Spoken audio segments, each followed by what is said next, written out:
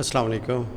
आज की जो हमारी वीडियो है ये मैथमेटिक्स के जो फर्स्ट 42 पेजेस हैं उन तक जो वहाँ पे सेट्स का अख्ताम हो रहा है, वहाँ तक जो सिलेबस है ये उससे रिलेटेड है। ये पंजाब टेक्स्ट बुक बोर्ड की बुक है, तो इसमें हम जो पहले 3 टॉपिक्स हैं नंबर्स एंड ऑपरेशंस के अंदर, जिसमें रैशनल नंबर्स हैं एंड डेसिमल नंबर्स हैं, उनकी सिंप्लीफिकेशन है और सेट्स हैं। सेट्स के ऊपर तो हम पहले बात कर चुके हैं, जिसमें कि हमने सेट्स के सारे जो एस्पेक्ट्स थे उनको स्टडी किया था।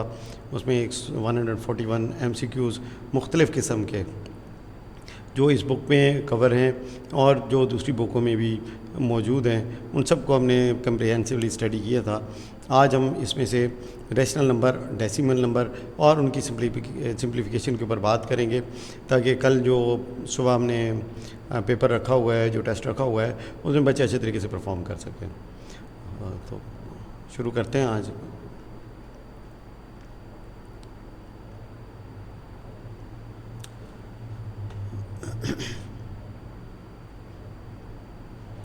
सबसे पहले याद रखें, क्योंकि ये सबके लिए वीडियो है, तो ये है कि बाद बच्चे होंगे कि ये चीज़ तो मुझे ऑलरेडी पहले से पता है, तो बिल्कुल सही बात है, तकरीबन सबको ही पता होगी, शायद कुछ को पता ना भी हो, तो ये उनके लिए जिनको मालूम नहीं है उनको भी बता दिया जाएगा। और कुछ बातें ऐसी आएंगी जो आपको भी मालूम नहीं होंगी, तो इसलिए ज़रा पेशेंस के साथ काम लेना है।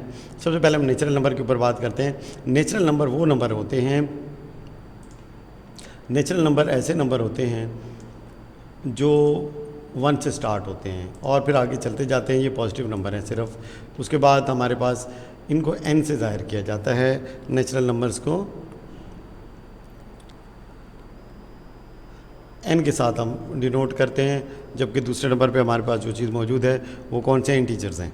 अब इंटीजर्स जो होते हैं, इसमें पॉजिटिव नंबर्स भी शामिल होते हैं और नेगेटिव नंबर भी शामिल होते हैं और इन्हें z से ज़ाहिर किया जाता है। याद रखें, इसमें ज़ीरो भी शामिल है। ज़ीरो जो है वो न्यूट्रल है, ना ही पॉजिटिव है और ना ही नेगेटिव है। इसके बाद जो नेक्स्ट हमारे पास है वो होल नंबर्स हैं, जिनको कि w से ज़ाहिर किया जाता है। होल नंबर और नेचुरल नंबर में जो डिफरेंस है वो सिर्फ इतना सा है कि होल नंबर में ज़ीरो शामिल है, नेचुरल नंबर में ज़ीरो शामिल नहीं है। तो यहाँ पे एक हिस्ट्री के हवाले से टिप दी गई है कि आरबी माउथ होल्स्ट ने इंटीजर्स को इंट्रोड्यूस कराया। वो एक जर्मन मैथमेटिशियन था। उसके बाद नंबर लाइन के ऊपर है।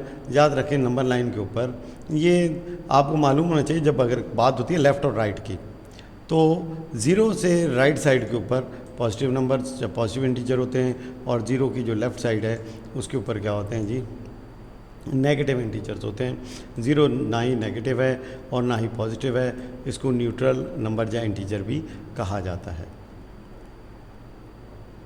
अब ये जो आपको दी गई है ये बेसिकली एब्सोल्यूट वैल्यू को ज़ाहिर कर रही है।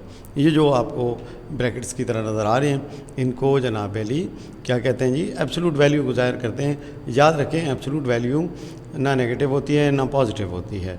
ये होता है जी डिस्टेंस फ्रॉम ज़ीरो। अब जब -10 है, तो जब मैं ये इसके साथ से जो ब्रैकेट्स रिमूव करूँगा तो ये -10 किस में कन्वर्ट हो जाएगा।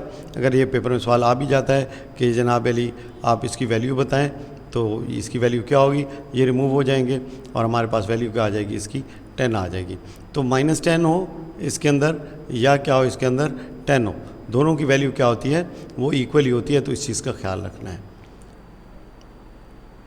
इसी तरह से अगर कहीं पे इसी से रिलेटेड एक और बात भी बता देता हूँ कि अगर कहीं पे भी ये चीज़ ऐसे आ जाए कि ये नंबर जो है ये किसकी इक्वल है, ये -10 की इक्वल है, तो याद रखिएगा नेगेटिव का साइन जो ही किसी नंबर के साथ आएगा और जहाँ पे ये एब्सोल्यूट वैल्यू गिवन है, तो इसका मतलब है ये वैल्यू फॉल्स है। ये चीज़ क्या बताई गई है, ये फॉल्स स्टेटमेंट है। ये हमेशा ऐसे ही होगा, कभी भी इसकी वैल्यू नेगेटिव नहीं हो सकती। इसको जो ही आप रिमूव करेंगे तो ये क्या हो जाएगा, ये पॉजिटिव हो जाएगा, तो ये हो जाएगा 10 और 10 इज़ नॉट इक्वल टू -10। तो ये याद रखिएगा, इसको भूलना नहीं है। बेसिकली ये किस चीज़ को ज़ाहिर करता है, ये ज़ाहिर करता है डिस्टेंस फ्रॉम जीरो। तो डिस्टेंस जो होता है वो ना नेगेटिव होता है और ना ही क्या होता है पॉजिटिव होता है। वही चीज़ यहाँ पे आपको दिखाई गई है -5 जब इसे ब्रैकेट से रिमूव की गई है तो ये क्या हो गया 5 हो गया। अब ये माइनस है, अब यहाँ पे जब इसको आप रिमूव करेंगे, इसको क्या करेंगे रिमूव करेंगे तो ये कितना हो जाएगा 6। अब 6 लेकिन इसके बाहर क्या पड़ा है माइनस, तो इसके साथ -6 लग जाएगा। अब ये चीज़ -6 की क्या हो जाएगी इक्वल हो जाएगी। लेकिन याद रखिए इसकी वैल्यू जो थी वो सिर्फ 6 थी, ये जो माइनस बाहर का था वो इसके साथ आके अटैच हुआ है। इसका ख्याल रखिएगा, ये सुबह में मैं पेपर में इंशाल्लाह डालूंगा इस तरह के सवाल। होल नंबर्स को नंबर लाइन पे हम कैसे रिप्रेजेंट कर सकते हैं, ये सिंपल सी बात है, ज़ीरो है, ज़ीरो से आगे आपको अब जो चीज़ जिस हिसाब से है तो वैल्यूज़ को तकसीम कर लें। अब देखें 1900 है तो हम क्या कर सकते हैं, हम एक लाइन ले लेते हैं कितने की 1000 की, दूसरी लाइन भी 1000 की, अब 2000 हो गया। अब जो बीच वाले नंबर हैं हमने उसको जितने इसे बनाने हैं ना, अब हंड्रेड्स में ये चीज़ मौजूद है तो मैं क्या करूँगा हंड्रेड्स के हिसाब से इसके बीच में 10 हंड्रेड्स बनते हैं तो यहाँ से यहाँ तक इसको क्या करेंगे 10 हिस्सों में डिवाइड कर दिया जाएगा और यहाँ पे 9th के ऊपर हम क्या लिख देंगे 1900। अब नेक्स्ट है place value of whole number. अब प्लेस वैल्यू ये आप बहुत छोटी क्लासों से पढ़ते आए हैं कि किसी भी चीज़ की प्लेस वैल्यू क्या होती है। याद रखें सबसे पहले जो नंबर होता है उसे क्या कहा जाता है, उसकी वैल्यू क्या होती है जी, वो वंस होते हैं, फिर टेंस होते हैं, फिर hundreds, thousands, 10,000, 100,000, million, 10 million, 100 million. ये जो मिलियन का जो कंसेप्ट है ये इंटरनेशनल सिस्टम है, पाकिस्तान के अंदर जो है वो मिलियन नहीं बल्कि लैक्स का जो कंसेप्ट है वो इस्तेमाल किया जाता है। जो पाकिस्तान में नंबर्स हैं जो हम उनको लिखते हैं तो बीच में कॉमा नहीं डाला जाता, जबकि इंटरनेशनल जो सिस्टम है उसमें हर 3 के बाद क्या जाता है कॉमा डाला जाता है। अब प्लेस वैल्यू क्या होती है, अगर किसी भी नंबर को ले लिया जाए, लेट्स सी इसको अगर हम ले लेते हैं, इसमें से अगर मैं कोई भी नंबर ले लूँ, फ़र्ज़ करें हम 8 को ले लेते हैं, तो देखें 8 किस जगह पे मौजूद है, तो 6 क्या है 1 हो गया सबसे पहले, 3 क्या है नेक्स्ट क्या है 10 हो गया, उसके बाद 7 क्या है 100 हो गया, 8 क्या है 1000 हो गया। तो इसकी वैल्यू कितनी हो गई 8000, सिंपली 87,000। ये मेरे ख्याल में मैंने कोई चीज़ मिस किया इसमें से, ये 6 1s 10s 100 1000 और ये 10,000, तो 10,000 के हिसाब से इसकी वैल्यू कितनी है 80,000, ठीक है। बाकी को आप छोड़ दें, 8 है। अब 10,000 के हिसाब से इसको लगा लें तो हमारे पास क्या है, इसकी वैल्यू कितनी है, प्लेस वैल्यू 80,000 है। नेक्स्ट हमारे पास अगर कोई और नंबर ले लेते हैं, हम यहाँ से उठा लेते हैं। अब इसमें देखिए कोई भी नंबर पिक कर लेते हैं, 3 को पिक कर लेते हैं। अब 3 किस प्लेस पे पड़ा है जी, 1s 10s 100s 1000, तो ये 3 की वैल्यू होगी 3000। इसी तरह से अगर यहाँ से हम किसी और नंबर को उठा लें, 9 को उठा लेते हैं तो ये हो जाएगी 1s 10s 100s 1000 10,000 100,000, तो ये इसकी कितनी वैल्यू हो जाएगी जी 900,000। सिंपल क्या करना होता है, उस नंबर को लिख के और जो नंबर उसके आगे मौजूद है उतनी उसके आगे 0 ऐड कर देते हैं, 1 2 3 4 और 5 उसके आगे डाल दें 5 0, तो हमारे पास जवाब क्या आ गया 900,000। उम्मीद है कि ये समझ आ गई। असेंडिंग ऑर्डर डिसेंडिंग ऑर्डर, अब ये मेरे नहीं ख्याल कि इतनी इस ग्रेड में आके हमें असेंडिंग और डिसेंडिंग ऑर्डर में हमें कोई इतना इशू होना चाहिए। अगर किसी को इशू हो तो वो सुबह मालूम कर सकता है कि मुझे असेंडिंग डिसेंडिंग का प्रॉब्लम है, पेपर के अंदर सवाल डाले जाएंगे। असेंडिंग ऑर्डर में क्या होता है जी, असेंडिंग ऑर्डर में चीज़ें ऊपर को जाती हैं, पहले छोटा नंबर, फिर उससे बड़ा नंबर, फिर उससे बड़ा और फिर उससे बड़ा। जबकि डिसेंडिंग में इसके उलट जाता है, सबसे पहले बड़ा, फिर छोटा, फिर उससे छोटा और फिर उससे छोटा। तो इस तरह से बड़े से छोटे से बड़ा असेंडिंग, बड़े से छोटा डिसेंडिंग। डिसेंड का मतलब होता है नीचे आना, असेंड का मतलब होता है ऊपर को जाना। कंपेयरिंग एंड ऑर्डरिंग, याद रखें जो नेगेटिव नंबर होता है, जो नंबर जितना बड़ा है वो उतना ही 0 से दूर होगा, वो उतना ही 0 से क्या होगा दूर होगा। अभी तो जो जितना 0 से दूर होगा वो उतना ही क्या होता है छोटा होता है। इसमें -538 है और क्या है -436 है, तो इसमें छोटा नंबर कौन सा है, -538 छोटा है, -436 क्या है बड़ा है। जूं जूं ये 0 के नज़दीक आते जाते हैं तो ये नंबर क्या होते जाते हैं बड़े होते जाते हैं। तो बाकी नंबर लाइन तो ऑब्वियसली आपके पेपर के अंदर वहाँ पे पीसीबी पेपर होता है तो नंबर लाइन का क्वेश्चन तो आने के चांसेस नहीं है, लेकिन यह है कि असेंडिंग डिसेंडिंग तो आपको मालूम होना चाहिए कि नंबर कौन सा बड़ा है और कौन सा छोटा है। मैंने ये बिल्कुल बेसिक से स्टार्ट ले रहा हूँ कि अगर कोई भी चीज़ है जिसको ज़रा बराबर भी नहीं पता, कुछ भी नहीं पढ़ा हुआ, तो उसको भी इशू ना हो। अब जैसे यहाँ पे अगर हम देखें तो हमारे पास सबसे छोटा नंबर कौन सा है, -50 है, फिर -30 है, फिर -20 है, फिर 10 है, 40 है और 60 है। तो ये इस सीक्वेंस के साथ अरेंज होंगे। अगर हम इसको किस में लगाएंगे जी, इसको अगर हम असेंडिंग आर्डर में लगाएंगे, और डिसेंडिंग में क्या है उसके उलट लग जाएगा। यहाँ पे देखते हैं जी कोई और चीज़ है देखने वाली, तो ओके जी। अब आगे है एक चीज़ यहाँ पे बुक में मौजूद नहीं है तो मैं उसके ऊपर बात करना चाहूँगा। एक चीज़ होती है उसे बोलते हैं हम फेस वैल्यू। प्लेस वैल्यू तो हमने देख लिया कि 7 3 5 2 4 6 लेट्स, ये एक नंबर है। तो अब 4 की वैल्यू क्या है, ये 1 हो गए और ये कितने हो गए 10 हो गए, तो 4 की वैल्यू क्या हो जाएगी 40 हो जाएगी। लेकिन अगर इसी की आ जाए फेस वैल्यू जो यहाँ पे लिखी हुई नहीं है, क्या है फेस वैल्यू, तो हर डिजिट की फेस वैल्यू क्या होती है वो फिक्स होती है। जैसे 3 की फेस वैल्यू क्या है 3 है, 7 की 7 है, 5 की 5 है। इसका पोजीशन से कोई ताल्लुक नहीं होता कि वो कहाँ पे डिजिट के अंदर पड़ा है, वो जहाँ मर्जी पड़ा रहे, उसकी फेस वैल्यू क्या रहती है सेम ही रहती है, वो चेंज नहीं होती। अब जो डेसिमल्स हैं उनकी जो प्लेस वैल्यू है वो थोड़ी सी डिफरेंट है। अब यहाँ पे हम देखें तो एक नंबर है, यहाँ पे डेसिमल पड़ा है 235.89 हमारे पास है। तो जो पहला नंबर होता है इसमें वंस वाला खाना नहीं है। सबसे पहले क्या होता है 10ths होता है, मतलब 10वां हिस्सा, और फिर क्या होता है 100ths होता है, फिर क्या होता है 1000ths होता है, और फिर इसी तरह से ग्रेजुअली ये इंक्रीज होते जाते हैं।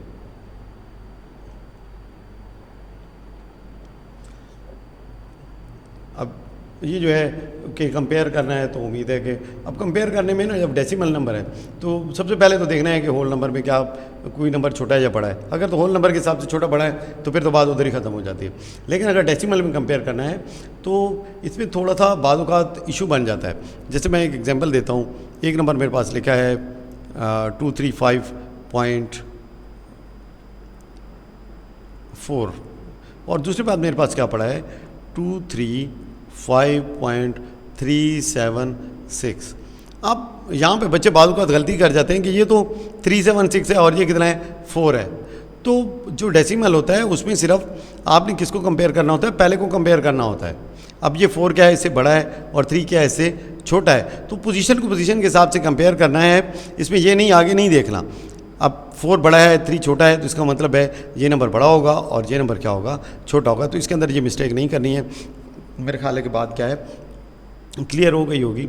डेसिमल में जितनी भी ज़ीरो आप चाहें उसके आगे बढ़ा सकते हैं, इसका उस नंबर की सेहत के ऊपर फ़र्क नहीं पड़ता है। इसी वजह से अब देखें ये 4 से क्या हो गया, अब आपको ये लग रहा है कि ये 400 है, तो ये 400 बेसिकली नहीं है, इसको हम क्या पढ़ेंगे 235.4, क्योंकि इन ज़ीरो की कोई वैल्यू नहीं है तो इसलिए इनको पढ़ा नहीं जाता है। बाकी हम सिग्निफिकेंट और नॉन सिग्निफिकेंट के ऊपर बात करेंगे तो फिर आपको बताएंगे, वहाँ पे फिर उनकी वैल्यू भी ज़ाहिर हो जाएगी। Represent the following numbers on the number line, ये सवाल पेपर के अंदर नहीं आ सकता आपके, लेकिन ये है कि ये आपको मालूम होना चाहिए एटलीस्ट कि इनमें से कौन सा बड़ा है और कौन सा छोटा है। अब अगर असेंडिंग इस क्वेश्चन की बात की जाए तो अरेंज करना है किसमें असेंडिंग और डिसेंडिंग आर्डर में, तो दिल तो सच्ची बात है इसमें नहीं करता कि मुझे नहीं लगता कि किसी को इसकी ज़रूरत होगी समझने की, लेकिन फिर भी बता देता हूँ, हो सकता है किसी को क्यूरी हो। तो देखें अगर हमने देखना है कि कौन सा इसमें बड़ा है या छोटा है तो सबसे पहले नंबर को देख लें। अब ये देखें, इसका मतलब है कि ये बड़ा है और ये दोनों, अब इन दोनों का मुकाबला कोई नहीं है, इन दोनों को आपस में देख लें। उसके बाद क्या 7 है, 7 दोनों में मौजूद है, 9 दोनों में है, 8 भी दोनों में है, फिर 0। इसका मतलब ये नंबर छोटा है और ये नंबर क्या है उससे बड़ा है। अगर हमने अरेंज करना है इसके अंदर असेंडिंग आर्डर में अरेंज करना है, इसका मतलब है छोटे से बड़े को देखना है। तो सबसे पहले छोटे को देख लेते हैं। तो 5 दोनों में है, 7 है, यहाँ पे 8 है और यहाँ पे इसी जगह पे क्या है 9 है। तो सबसे छोटा है ये हमारे पास 1 नंबर पे आ जाएगा, ये किस पे आ जाएगा, ये 2 पे आ जाएगा, और फिर इसमें हमने कौन सा देखा था जी, इधर 0 है इधर 1 है, तो ये आ जाएगा 3 के ऊपर, और ये किसके ऊपर हो जाएगा 4 के ऊपर। इसी तरह से इसको अगर डिसेंडिंग आर्डर में अरेंज करना है तो पहले इसको लगाएंगे, फिर इसको लगाएंगे, फिर इसको लगाएंगे और फिर इसको लगा लेंगे। उम्मीद है कि ये बात क्लियर हो गई होगी। नेक्स्ट इसके ऊपर मैं बात कर चुका हूँ कि जो माइनस वाला जितना बड़ा होगा वो उतना ही क्या होता है, छोटा होता है। तो अब यहाँ पे देखें तो सबसे जो, अगर इस क्वेश्चन को मैं देखूँ तो यहाँ पे सबसे छोटा नंबर कौन सा है, ये है, क्योंकि ये माइनस का है और ये सबसे बड़ा नंबर है माइनस के हिसाब से। लेकिन फिज़िकली नंबर की वैल्यू क्या होगी, सबसे कम होगी। नेक्स्ट अब इसके अंदर दूसरे नंबर पे ये है, तो ये दूसरे नंबर पे छोटा है, फिर उससे बड़ा नंबर ये है और फिर सबसे बड़ा नंबर क्या है, ये है। तो उम्मीद है कि असेंडिंग डिसेंडिंग तो आपका इशू नहीं होगा। इसी तरह से डेसिमल के ऊपर हम कोई भी एक नंबर ले लेते हैं जिसमें कुछ मुश्किलात दी गई हों। मुझे कहीं ऐसा नज़र तो नहीं आ रहा जो कि उन्होंने कोई ट्रिकी बनाया हो। नहीं, चलें अब क्या करें, मुश्किल नहीं है तो आसान वाले को उठा लेते हैं। अब देखें 236 236 236 एंड 236, तो यहाँ तक तो बराबर है। अब यहाँ पे क्या है, 0 है, तो ये 0 वाला और कोई मौजूद है नहीं है, तो ये सबसे हमारे पास छोटा आएगा, ये नंबर 1 पे है छोटा। अब यहाँ पे इनको देखते हैं नेक्स्ट। अब यहाँ पे देखें इधर भी 2 है, इधर भी 2 है और इधर भी क्या है 2 है। नेक्स्ट हमारे पास क्या है, इधर 1 है, इधर क्या है जी 1 है, इधर क्या है 0 है, तो ये नंबर 2 हो जाएगा स्मॉलेस्ट के हिसाब से। इधर दोनों में 1 था, अब यहाँ पे 9 है, यहाँ पे 7 है, ये हो जाएगा 3 और ये क्या हो जाएगा, ये नंबर 4 हो जाएगा।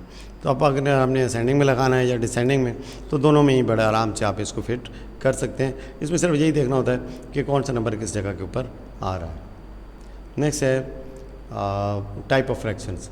अब ये काफ़ी इंपॉर्टेंट है। तो टोटल कितनी 7 टाइप की फ्रैक्शंस हैं। नंबर 1 प्रॉपर फ्रैक्शन क्या होता है।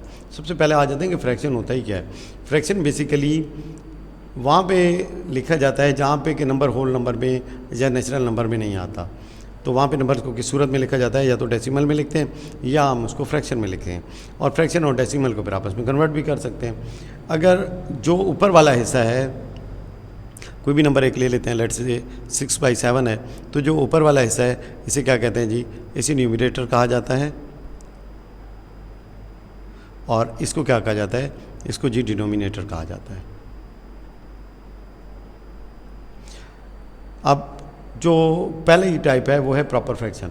तो किसी भी प्रॉपर फ्रैक्शन के होने के लिए ज़रूरी है कि जो उसका न्यूमरेटर है वो बड़ा हो और डिनोमिनेटर क्या हो, न्यूमरेटर क्या है, छोटा है, और डिनोमिनेटर क्या होता है, वो बड़ा होता है।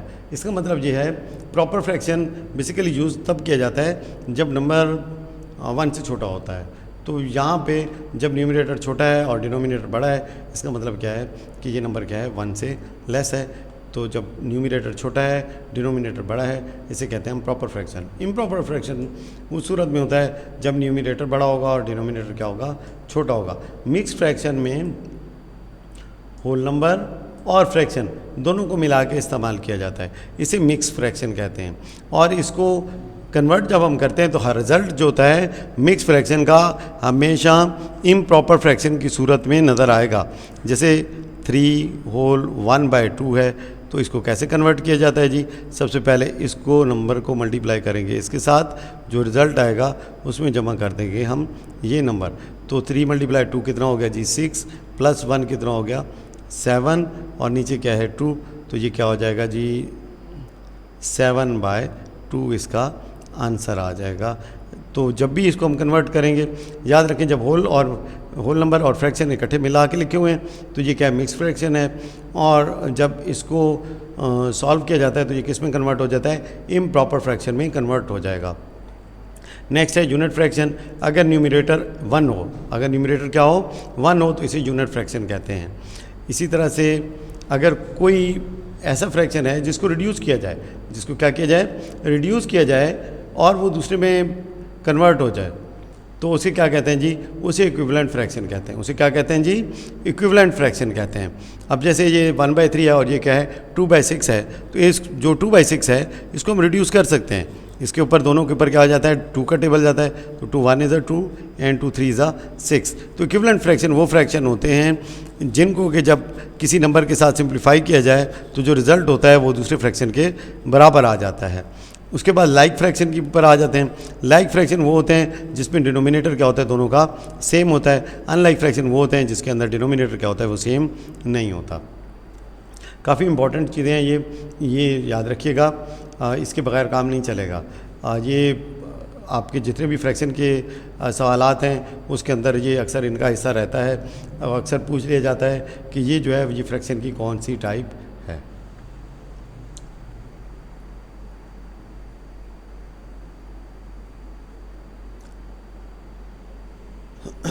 जो पहले इसमें 4 टाइप्स हैं, प्रॉपर, इम्प्रॉपर, मिक्स और यूनिट फ्रैक्शन। ये बेसिकली स्टैंड अलोन है, अलहदा ही डिफाइंड हो जाती हैं। लेकिन जो लाइक है, अनलाइक है और इक्विवेलेंट फ्रैक्शन है ये बेसिकली कंपैरिजन पे बेस्ड है। इसमें दूसरे के साथ कंपैरिजन करके बताया जाता है कि ये किस किस्म की फ्रैक्शन है। इसका मतलब है ये बिल्कुल एक अलहदा चीज़ है और ये क्या है, बिल्कुल ही एक अलहदा खाता है। जहाँ पे कंपैरिजन होगा तो वो इन तीनों में से कोई एक जवाब होगा और जहाँ पे स्टैंड अलोन कोई होगा तो वो इन 4 में से कोई एक हो सकता है। नेक्स्ट हमारे पास कि इम्प्रॉपर फ्रैक्शन है इज़ ऑलवेज इक्वल और ग्रेटर देन 1। इसका मतलब ये है कि अगर हमारे पास कहीं पे लिखा हुआ है 1/1 तो ये किस किस्म का फ्रैक्शन है, ये भी इम्प्रॉपर फ्रैक्शन ही है। ये कौन सा फ्रैक्शन है जी, इम्प्रॉपर है। प्रॉपर फ्रैक्शन के लिए होने के लिए ज़रूरी है कि जो न्यूमरेटर है वो छोटा हो और जो डिनोमिनेटर है वो क्या हो, बड़ा हो, तभी ये प्रॉपर फ्रैक्शन होगा। अदरवाइज़ ये प्रॉपर फ्रैक्शन नहीं होगा, इम्प्रॉपर फ्रैक्शन होगा। अगर डिनोमिनेटर और न्यूमरेटर इक्वल हैं तब भी ये इम्प्रॉपर फ्रैक्शन ही रहेगा। जो मिक्स फ्रैक्शन है जब भी इनको कन्वर्ट किया जाएगा तो ये इम्प्रॉपर फ्रैक्शन में आएंगे और इम्प्रॉपर फ्रैक्शन को जब भी कन्वर्ट किया जाएगा तो ये किस में जाएगा, ये मिक्स फ्रैक्शन में जाएगा। तो इम्प्रॉपर फ्रैक्शन को कैसे कन्वर्ट करते हैं, आसान सी बात है, लेकिन ये है कि जब बताना है तो सारा कुछ ही बताना है। ये हमारे पास एक इम्प्रॉपर फ्रैक्शन है, क्या है जी, 7/3। इसको कन्वर्ट करने के लिए क्या करेंगे, जो ऊपर वाला न्यूमरेटर है उसको अंदर लिखेंगे, 3 जनाब वाली डिवाइज़र की जगह लेगा, 3 वाला टेबल 2 टाइम्स जाएगा, ये आ गया 6 बच के 1। अब इसको कैसे लिखा जाता है, सबसे पहले होल नंबर की जगह किसको लिखेंगे जी, कोशेंट को लिखेंगे। किसको लिखेंगे, कोशेंट को लिखेंगे। 1 क्या है हमारे पास, रिमाइंडर है, ऊपर आएगा 1, उसके बाद डिवाइज़र किधर जाएगा जी, डिवाइज़र जाएगा यहाँ पे डिनोमिनेटर की प्लेस पे। उम्मीद है कि कन्वर्ट करना आ जाएगा आपको। एक से दो एक आध सवाल इसके ऊपर भी मैं ज़रूर बिल्डअप इंशाल्लाह करूँगा। नेक्स्ट हमारे पास जो टॉपिक है वो है एलसीएम और एचसीएफ मालूम करना। एलसीएम होता है लोएस्ट कॉमन मल्टीपल और इसका जो दूसरा नाम है वो स्मॉलेस्ट कॉमन मल्टीपल भी है, ठीक है। इसी तरह से दूसरा जो टर्म यूज़ होती है वो एचसीएफ की यूज़ होती है हमारे पास, हाईएस्ट कॉमन फैक्टर। इसी को जीसीडी भी कहते हैं, ग्रेटेस्ट कॉमन डिवाइज़र। तो ये मालूम होना चाहिए, ऐसा ना हो कि वहाँ पे पेपर में आ जाए कि जीसीडी मालूम करें तो आप सर पकड़ के बैठे हों कि जीसीडी क्या चीज़ है। जीसीडी एंड एचसीएफ बोथ क्या है, एक ही चीज़ें हैं। एलसीएम मालूम करने का तरीक़ेकार बड़ा ही सादा सा है। आपको जो नंबर गिवन होते हैं उसमें सबसे पहले उनको इस तरह से आपने अरेंज कर देना है, बीच में कॉमा लगा दें। उसके बाद क्या करें, देखना होता है कि क्या इनके ऊपर क्या 2 का टेबल जाता है या नहीं जाता। तो सबसे पहले 2 का टेबल ले जाएं, फिर जो बच जाते हैं उनको दोबारा चेक करना है। तो ये इस तरह से आपने चलाते जाना है 2 के टेबल के साथ अनटिल के आपके पास 2 का टेबल ना जाए। अब यहाँ पे क्या है, फिर देखना है 3 का टेबल। जब 3 का टेबल भी चला गया तो फिर देख लेना है, यहाँ तक आपने इसको यहाँ तक लेके आना है कि जब कोई मज़ीद यहाँ पे टेबल ना जाता हो और नीचे का बच जाए, सिर्फ 1 बच जाए। फिर क्या करना है, उन सबको आपने क्या कर देना है, आपस में मल्टीप्लाई कर देना है। तो ये निकल आएगा आपका एलसीएम। जो एचसीएफ है उसमें क्या करना होता है, उसमें आपने सबको अलग-अलग करना होता है। अब अगर इसी का ही मालूम करना हो एचसीएफ 72, 48 एंड 24, तो मैं सबसे पहले 72 के फैक्टर लिखूंगा, फिर 48 के फैक्टर लिखूंगा और फिर 24 के। इसमें अलग-अलग करने पड़ते हैं। तो 72 के फैक्टर क्या बनेंगे जी, 236, 218, 29 एंड 3। ठीक हो गया जी। 48 के क्या बनेंगे जी, तो 2 वाला टेबल 24, 2 12, 2 6 एंड 2 3 एंड 3 124 के क्या बनेंगे जी, तो 2 वाला table 12 times, 2 6 times, 2 3 times and 3 1 times. अब सबको आप ये लिख लेंगे जो तीनों में कॉमन होगा, किसमें, अगर 2 नंबर हैं तो दोनों में, और अगर 3 नंबर जैसे जहाँ पे गिवन है, सबसे पहले हम इसका लिख लेते हैं। 72 के फैक्टर क्या बने हमारे पास, 2 multiply by 2 multiply by 2 multiply by 3 multiply by 3। 48 के क्या बने हैं जी हमारे पास, 2 multiply by 2 multiply by 2 multiply by 2 multiply by 3। और 24 के क्या बने हैं, 3 टाइम्स 2 और मल्टीप्लाई बाई 3। अब देखना है जो सब में कॉमन है, तो ये देखें जी, ये 2 सब में कॉमन है, ये 2 भी सब में कॉमन है, और ये 2 भी सब में कॉमन है, और ये 3 भी सब में कॉमन है। तो जी क्या हो जाएगा जी, 2 2 4 2 8 एंड 3 24 मल्टीप्लाई कर लेते हैं, 2 multiply by 2 multiply by 2 multiply by 3, तो हमारे पास आंसर आ जाएगा 24। तो ये है HCF निकालने का तरीका। LCM निकालने का तरीका सिंपल है, सबको रखें, डिवीजन करते जाएं, और जिसके ऊपर टेबल, अब ये याद रखना है यहाँ पे, जैसे यहाँ पे देखें ना, देखिए सिर्फ 6 के ऊपर टेबल जाता था, तो हम 6 के ऊपर ले गए हैं और बाकी को वैसे ही नीचे उतार लिया है, इसमें कोई मसला नहीं है। जिसके ऊपर टेबल जाता है उस पर ले जाएं, जिस पे नहीं जाता उसको ना ले जाएं, उसको वैसे ही नीचे लेके दें। जब दूसरे वाला ख़त्म होकर 1 में कन्वर्ट हो जाए तो फिर दूसरे के ऊपर टेबल लेके जाना शुरू कर दें। तो इस तरह से LCM और HCF मेरे ख्याल में क्लियर हो गया होंगे। तो LCM को क्या कहते हैं जी, स्मॉलेस्ट कॉमन मल्टीपल, और HCF को क्या कहा जाता है जी, ग्रेटेस्ट कॉमन डिवाइज़र भी कहा जाता है। अब कन्वर्ट करना है इसको मिक्स नंबर में, ये मैं आपको पहले ब्रीफ कर चुका हूँ कि कैसे कन्वर्ट करना है, ये आपको दिखाया भी गया है यहाँ पे स्क्रीन के ऊपर। उसके बाद ये जो है इसका फ्रैक्शनल पार्ट है, और ये क्या है इसका होल पार्ट है, ये भी मालूम होना चाहिए। हो सकता है पेपर में कोई छोटी सी बात ही पूछ लें, तो कोई छोटे से छोटा पॉइंट भी ऐसा नहीं होना चाहिए जो आपके लिए परेशानी का बायस हो। ये क्या है, ये होल पार्ट है, ये होल पार्ट है, और ये क्या है, ये फ्रैक्शनल पार्ट है। ये क्या है, फ्रैक्शनल पार्ट है, 4/4 4/4 एंड 1/4। तो 4/4 आपस में रिड्यूस होकर क्या हो जाएगा, 1 हो जाएगा, ये भी 1 हो जाएगा। इसको देख के हम वैसे ही कह सकते हैं कि ये कंप्लीट है, तो ये 1 हो गया, ये भी 1 हो गया 2, और ये 1/4 है, तो 2 होल 1/4 इसका हो जाएगा। अब मिक्स नंबर को इम्प्रॉपर फ्रैक्शन में कन्वर्ट करना है, पहले बता दिया, दोबारा भी इसको मैं बता देता हूँ। लेट्स से कि हमारे पास कोई भी नंबर गिवन है, सबसे पहले इन दोनों को आपस में क्या करना है जी, मल्टीप्लाई करना है, तो कितना हो जाएगा, 35 हो जाएगा। फिर ये जो नंबर है इसको क्या करना है, ऐड कर देना है, और उसके बाद नीचे इसी को लिख लेना है, तो ये क्या हो जाएगा जी, 38/5। तो ये है मिक्स नंबर को इम्प्रॉपर फ्रैक्शन में कन्वर्ट करने का तरीक़ेकार। ये दोनों चीज़ें मेरे ख्याल से क्लियर हो गई होंगी।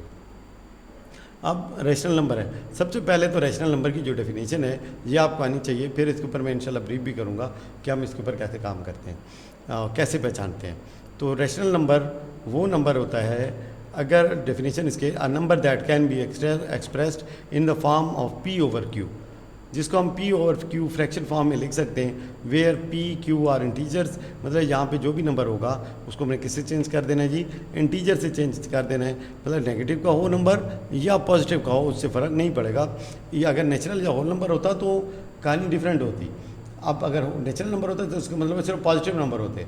अब इंटीजर का मतलब है यहाँ पे चाहे नेगेटिव है चाहे पॉजिटिव है, उससे फ़र्क नहीं पड़ेगा, लेकिन Q 0 की इक्वल नहीं होना चाहिए। अगर नीचे 0 आ गया तो ये रैशनल नंबर नहीं होगा, लेकिन अगर ऊपर 0 आ गया तो फिर क्या होगा, ये रैशनल नंबर ही होगा। याद रखें, रैशनल नंबर को रिप्रेजेंट किया जाता है किसके साथ जी, Q के साथ, और जो इर्रेशनल नंबर है उनको ज़ाहिर किया जाता है किसके साथ, Q प्राइम के साथ। किसके साथ जी, Q प्राइम के साथ। अच्छा जी, अब ये एक आपको ट्री दिया गया है कि सबसे पहले क्या है जी, हमारे पास रैशनल नंबर हैं जिनको Q से ज़ाहिर करते हैं। अब रैशनल नंबर्स के अंदर क्या आते हैं जी, फ्रैक्शंस भी आ जाते हैं और क्या आ जाते हैं, इंटीजर्स भी आ जाते हैं। अब इंटीजर के अंदर क्या आते हैं, होल नंबर, और क्या है जी, ये इसने थोड़ा सा गड़बड़ी कर दी है जो यहाँ पे इसने टेबल बनाया है। अब नेगेटिव इंटीजर्स को नीचे लिखने की ज़रूरत नहीं थी, जब उसने पॉजिटिव इंटीजर ऊपर डाल दिए तो वो अगर नीचे डालना था तो फिर उसको नेगेटिव और पॉजिटिव फिर दोनों ही तरफ से मतलब है कि दिखा सकता था। बहरहाल उसने इसमें से इंटीजर में से दो चीज़ें अलहदा कर दी हैं, होल नंबर अलहदा कर दिए हैं और नेगेटिव इंटीजर अलहदा कर दिए हैं। लेकिन नेगेटिव इंटीजर के साथ जो पॉजिटिव इंटीजर है उसको भी लिया जाता है कि पॉजिटिव इंटीजर भी एक अलहदा टर्म है। तो नेगेटिव इंटीजर भी होते हैं और पॉजिटिव इंटीजर भी होते हैं, और अगर पॉजिटिव इंटीजर के साथ ज़ीरो शामिल कर दिया जाए तो ये क्या बन जाता है जी, होल नंबर बन जाता है। अब होल नंबर में से अगर हम ज़ीरो को निकाल लें तो क्या बन जाता है जी, नेचुरल नंबर बन जाता है, और एक क्या बच जाता है, ज़ीरो बच जाता है। अब अगर हम इसको देखें तो एक और चीज़ भी यहाँ से हमारे पास क्वेश्चंस की सूरत में आ सकती है कि जो इंटीजर्स हैं उसको हम किन दो पार्ट्स में तकसीम कर सकते हैं, तो उसको हम जी होल नंबर और नेगेटिव इंटीजर में डिवाइड कर सकते हैं। होल नंबर को किन दो हिस्सों में डिवाइड कर सकते हैं, नेचुरल नंबर में और किस में, ज़ीरो में डिवाइड कर सकते हैं। अब आ जाती है बारी के रैशनल नंबर है क्या चीज़। यहाँ पे तो मतलब एक छोटी सी डेफिनेशन दे दी गई है और उसके ऊपर बात ख़त्म कर दी गई है, लेकिन यह है कि अच्छी खासी इसके ऊपर जो रूल्स हैं वो हैं, उसके ऊपर अभी बात करते हैं कि रैशनल और इरेशनल नंबर में क्या फ़र्क है। यहाँ देखें जी, मैंने एक वर्ड का डॉक्यूमेंट ले लिया है ताकि इसके ऊपर मैं कुछ ब्रीफ कर सकूँ आपको रैशनल और इरेशनल नंबर्स के बारे में ज़रा डिटेल के साथ। तो जो इरेशनल नंबर होते हैं वो सिर्फ 3 किस्म के होते हैं। कितनी किस्म के होते हैं जी, 3 किस्म के होते हैं, और इनको हम ज़ाहिर किससे करते हैं, इनको हम ज़ाहिर करते हैं क्यू प्राइम के साथ। अब बाकी उसके बाद जितने भी नंबर बच जाएंगे वो सारे क्या होंगे, रैशनल होंगे। तो इसलिए इरेशनल को हम ज़रा देख लेते हैं। नंबर 1 इरेशनल नंबर कौन कौन से हो सकते हैं। नंबर 1 वही जो है कि P/Q and Q is equal to क्या है जी, ज़ीरो है। इसका मतलब है कोई भी नंबर जिसके नीचे क्या पड़ा है, ज़ीरो पड़ा है, वो क्या होगा जी, वो इरेशनल नंबर होगा। सेकंड केस हमारे पास क्या है, अगर हमारे पास कोई भी नंबर है वो क्या है, वो रेडिकल के अंदर पड़ा है और ख़ुद परफेक्ट स्क्वायर नहीं है, लेट्स से 2। तो अब परफेक्ट स्क्वायर क्या होता है, परफेक्ट स्क्वायर वो नंबर होते हैं जिनको अपने आप से मल्टीप्लाई किया जाए तो जो आंसर आता है। जैसे 1 परफेक्ट स्क्वायर है, 4 परफेक्ट स्क्वायर है, 9 परफेक्ट स्क्वायर है, 16 एंड सो ऑन।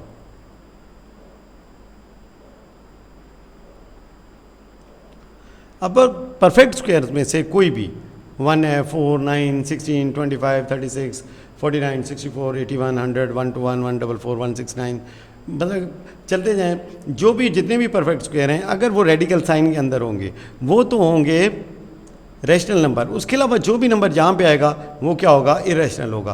तो ये हमारे पास सेकंड टाइप हो गई कि अगर रेडिकल साइन में कोई नंबर ऐसा पड़ा है जो कि खुद परफेक्ट स्क्वायर नहीं है तो ऐसा नंबर क्या होगा, इरेशनल होगा। तीसरे नंबर पे थोड़ा सा नीचे ले जाते हैं इसको। तीसरे नंबर पे हमारे पास अगर कोई डेसिमल में है और वो क्या है, इन्फिनाइट डेसिमल है और ग्रुपिंग भी नहीं है, जैसे 7.43, 4, 5, 6, 7 एंड सो ऑन, अगर वो चलता जाता है। अब ये क्या है, इन्फिनाइट नंबर है तो इन्फिनाइट हो, लेकिन शर्त ये है कि पीछे कोई रिपीटिशन वगैरह ना हो, तो वो क्या होगा, इरेशनल नंबर होगा। अब इसको मैं थोड़ा सा और मज़ीद एक्सप्लेन कर देता हूँ कि अगर यहाँ पे कोई ग्रुपिंग हो गई, जैसे 7.34, 34, 34, अब ये ग्रुपिंग हो गई है, ये रिपीटिशन हो रही है यहाँ पे, या कोई ग्रुप मतलब एक आपस में रिपीट कर रहा है, अब ये 3434 बार बार रिपीट हो रहा है, तो ऐसी सूरत में ये क्या होगा, ये एक रैशनल नंबर होगा। इसी तरह से अगर कोई नंबर रिपीट हो रहा है जैसे 7.33333, अब ये चलता जाएगा, ठीक है, तो ये भी क्या है, ये एक रैशनल नंबर है। नॉन रैशनल के लिए, इरेशनल नंबर के होने के लिए ज़रूरी है कि एक तो यह है कि रिपीटिशन ना हो, कोई ग्रुपिंग ना हो और नंबर इन्फिनाइट हो। नंबर क्या हो, इन्फिनाइट हो, चलता जाए। ये एलिप्सिस का होना ज़रूरी है, इसके बगैर वो इन्फिनाइट नहीं कहलाएगा, चाहे जितना मर्जी नंबर लिख दिया जाए। इसके अलावा हमारे पास एक नंबर क्या होता है, पाए। अब ये भी इरेशनल नंबर होता है। एक नंबर ई होता है, ये भी इरेशनल नंबर होता है। और अगर हमारे पास कोई इस तरह से पड़ा है नंबर 7.675 और इसके ऊपर बार लगी है, इस बार का मतलब होता है कि ये नंबर चलता जा रहा है। ये नंबर क्या है, चलता जा रहा है। ऐसा नंबर भी क्या होगा, एक रैशनल नंबर होगा। तो मेरे ख्याल में इरेशनल क्लियर हो गया होगा। सिर्फ 3 किस्म के नंबर इरेशनल होते हैं। नंबर 1 अगर नीचे 0 आ गया इरेशनल होगा, अगर नंबर रेडिकल में आ गया और वो नंबर अंदर परफेक्ट स्क्वायर नहीं है वो भी इरेशनल होगा। तीसरी बात कि अगर कोई नंबर हमारे पास डेसिमल में है, नॉन टर्मिनेटिंग है। कौन सा है, नॉन टर्मिनेटिंग है, मतलब एक ख़त्म नहीं हो रहा और ग्रुपिंग भी नहीं है। नॉन टर्मिनेटिंग है, ग्रुपिंग नहीं होगी, तब भी क्या होगा, इरेशनल नंबर होगा। इसी तरह से कुछ स्पेशल नंबर हैं, पाई है, ये है, तो ये दोनों भी क्या हैं, ये दोनों भी इरेशनल नंबर कहलाते हैं। उम्मीद है कि अब आपको बात यहाँ पे मेरी क्लियर हो गई होगी। नेक्स्ट हमारे पास नंबर लाइन के ऊपर इतना ज़्यादा हमें फोकस नहीं करना है आज, क्योंकि हमारा जो बेसिकली टॉपिक है वो कैडेट्स की प्रिपरेशन, प्री कैडेट्स की जो 7th क्लास के हवाले से जो उनका सिलेबस है उसकी प्रिपरेशन के हवाले से है। तो नंबर लाइन के क्योंकि सवाल पेपर के अंदर आने मुश्किल होते हैं, तो इसलिए हम उसको बस हल्का फुल्का मैंने टच दे दिया था, उससे ज़्यादा उस पर बात करने की ज़रूरत नहीं है। Comparison of two rational numbers. Sadia used 5x8 meter ribbon to decorate the gift box. Tahir used this many. Who did use more ribbon to decorate the gift? अब देखिए यहाँ पे हमारे पास दो नंबर गिवन है, एक है 5x8 और दूसरा है 13/16।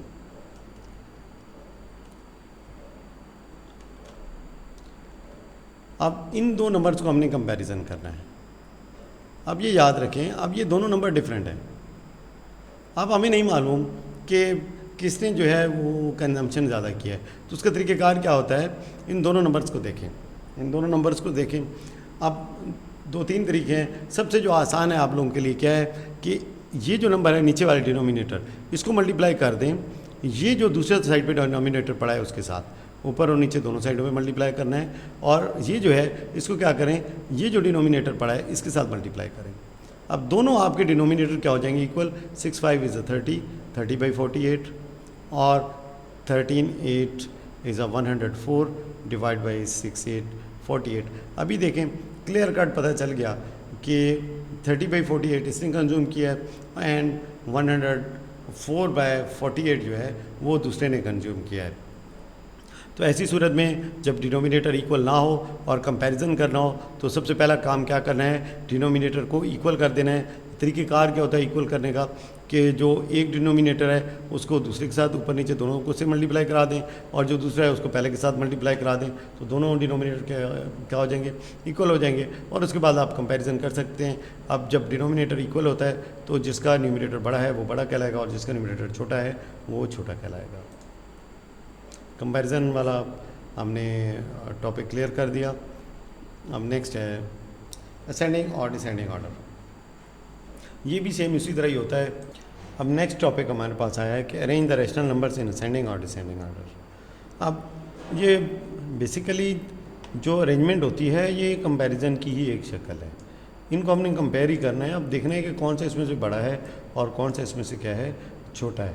अब ये दो का कंपैरिजन नहीं है कि हम एक को दूसरे से मल्टीप्लाई करा के और उसको अपना जो टारगेट है जो कंपैरिजन का है उसको अचीव कर सकें। तो यहाँ पे क्या करना पड़ता है, जब दो से ज़्यादा हो तो फिर आपको एलसीएम लेना ही है। इनके सबसे क्या लें, एलसीएम ले लें। एलसीएम का मतलब है कि ऐसा नंबर जिसके ऊपर इन सब का टेबल जाए। अब यहाँ पे देखें तो यहाँ पे आपको एलसीएम लेके दिखाया गया है। सबसे पहले हमने 2 को यूज़ करते हैं, तो 2 यूज़ हो रहा है इसके साथ और इसके साथ, ये रिड्यूस होकर 15 हो जाएंगे, ये रिड्यूस होकर 5 हो जाएगा। अब 2 का टेबल मज़ीद नहीं जाता तो 3 का टेबल यूज़ करेंगे, तो ये इन दोनों के ऊपर जाएगा, ये दोनों 5 में कन्वर्ट हो जाएंगे। इन सब के ऊपर 5 का टेबल जाता है तो 5 का टेबल, अब ये 2 3 6 एंड 5 30 मल्टीप्लाई करना है, 30 एलसीएम आ गया। इसका मतलब है हमने इन सब को क्या बना देना है, 30 बना देना है डिनोमिनेटर को। तो 4/5 30 कैसे बनेगा, मल्टीप्लाई बाई 6/6, तो ये हो जाएगा 24/30। तो पहला नंबर आ गया हमारे पास कंपैरिजन के लिए। सेकंड क्या हमारे पास 7/30 है, इसको तो कुछ करने की ज़रूरत नहीं है, ये ऑलरेडी नीचे 30 मौजूद है तो 30 कर देते हैं। हमारे पास नेक्स्ट क्या है 7/15 है, इसको 30 बनाने के लिए हम क्या करेंगे, मल्टीप्लाई 2/2 से करेंगे, क्योंकि हमने सिर्फ डिनोमिनेटर को देना है, उसको 30 बनाना है बस, और इसके अंदर कोई इशू नहीं है। नेक्स्ट क्या है 3/10 है। अब 10 को 30 बनाना है तो कैसे करेंगे, 3/10 मल्टीप्लाई बाय 3/3, तो ये हो जाएगा 9/30। अब देखिए यहाँ पे इनको नंबरिंग फिर कर लें, दिस इज़ 24/30, 7/30, 14/30 एंड 9/30। अब अगर आपने इसको सेंडिंग में लगाना है या डिसेंडिंग में लगाना है, जो मर्जी है। हमारे पास ये सबसे बड़ा है, उसके बाद दूसरे नंबर पे ये 7 है, ये 14 है, तीसरे नंबर पे 9 है और चौथे नंबर पे क्या है, ये 7/13 है। अब नंबरिंग हमारे पास आ चुकी है। अब इसकी मदद से हम क्या कर सकते हैं, हम इनकी पोजीशनिंग कर सकते हैं। अब हमारे पास अगर हमने लेट्स सपोज के इसको सेंडिंग में लगाना है तो छोटे से बड़ा सबसे छोटा कौन सा है हमारे पास, नंबर 4 वाला है 7/30, तो 7/30 हमारे पास सबसे पहले लग जाएगा जहाँ पे। उसके बाद दूसरे नंबर पे क्या है 14/30। अब 14/30 बेसिकली किसको रिप्रेजेंट कर रहा है, 7/15 को, तो हमारे नंबर आ जाएगा, नेक्स्ट आ जाएगा 7/15 आ जाएगा।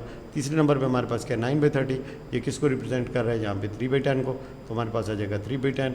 और चौथे नंबर पे हमारे पास जो बच के क्या है 4/5।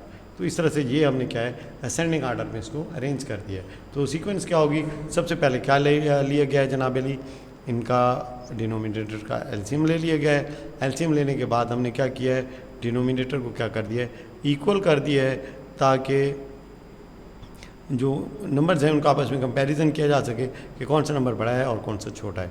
तो उस नंबरिंग के हिसाब से हमने क्या किया है, इसको असेंडिंग या डिसेंडिंग के अंदर क्या कर दिया है, अरेंज कर दिया गया है। तो ये है arrange the rational numbers in ascending और डिसेंडिंग आर्डर। नेक्स्ट है एक्सरसाइज है हमारे पास, represent the following rational numbers on the number line. तो इसकी हमें ज़रूरत नहीं है उस तरह से, मैंने आपको पहले भी बताया हुआ है कि हमें नंबर लाइन का कोई क्वेश्चन पेपर के अंदर आने के चांसेस नहीं होते हैं, क्योंकि ज़्यादा यही होता है आपको रीड करके बताना पड़ सकता है कि ये इसका नंबर का मतलब क्या है। अच्छा जी, नेक्स्ट हमारे पास क्या है, इम्प्रॉपर फ्रैक्शन, कि जो नंबर्स हैं इनको इम्प्रॉपर फ्रैक्शन में कन्वर्ट करें, ये पहले मैंने इसके ऊपर बता दिया है। मिक्स फ्रैक्शन में कन्वर्ट करना ये मैं आपको पहले सिखा चुका हूँ। अब क्या है, पुट द करेक्ट साइन, ये बेसिकली कंपैरिजन है। जहाँ पे तो डिनोमिनेटर इक्वल है उसमें तो आप बड़े आसानी से बता सकते हैं कि ये नंबर बड़ा है और ये नंबर क्या है, छोटा है। अब याद रखें जो ग्रेटर का साइन है बेटा जी, वो उसके लिए हम क्या यूज़ करते हैं, ये वाला सिंबल, और स्मॉलर के लिए क्या होता है, ये वाला सिंबल। अब अगर इस नंबर को जो स्मॉलर के लिए यूज़ हुआ है उसको अगर देखा जाए तो इसकी शक्ल अगर थोड़ा सा हम सीधा कर दें तो ये एल की तरह मिलती है। तो एल से क्या बनता है, लेस। इसका मतलब है जिसकी शक्ल एल की तरह लगती है उसका क्या मतलब होता है, कम, और जो उसके उल्टी है उसका क्या मतलब होता है, ग्रेटर या ज़्यादा। और रेफरेंस लिया जाता है लेफ़्ट साइड से, जैसे 7 और ये 3, तो हम इसको कैसे पढ़ेंगे, हम पढ़ेंगे 7 इज़ ग्रेटर देन 3, तो बीच में क्या लगेगा ये।